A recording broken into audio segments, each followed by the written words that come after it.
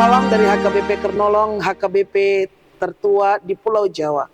Sebelum kita memasuki peraduan malam, sejenak kita mendengarkan firman Tuhan.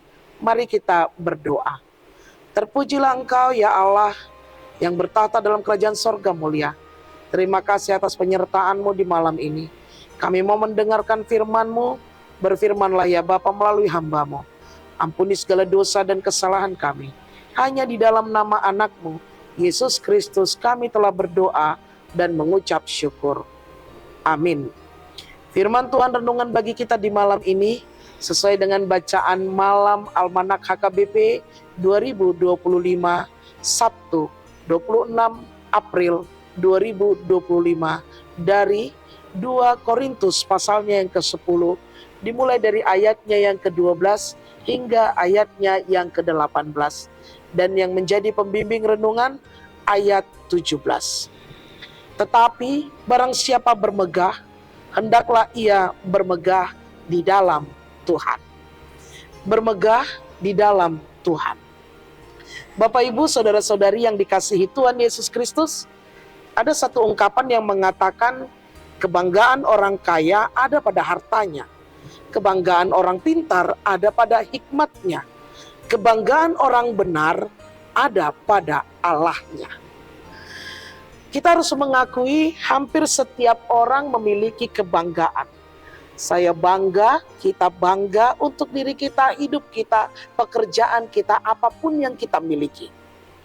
Sebenarnya menjadi pertanyaan, bolehkah kita berbangga diri?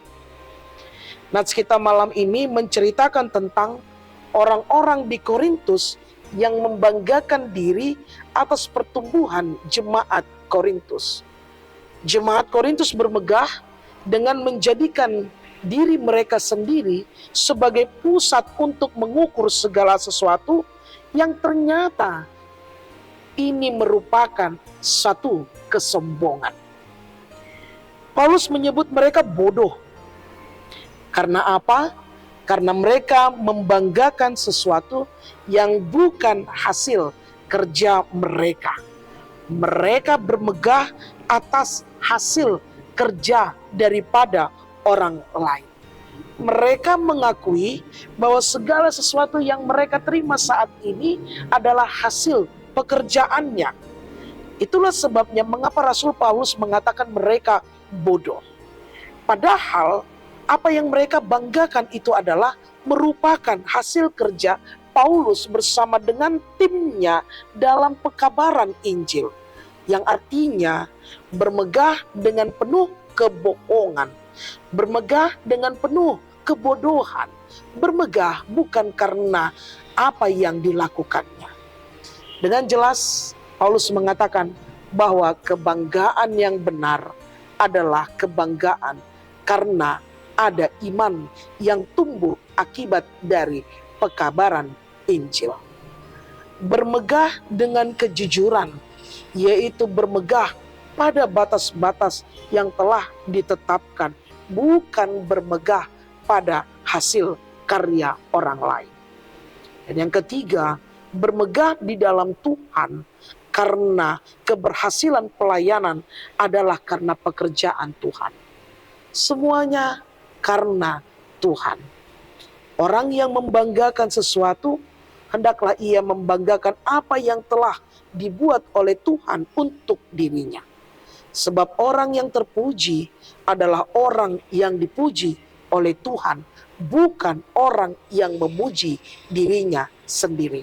Sehingga muncul ucapan, puji diri, hamamago, puji Tuhan, haleluya.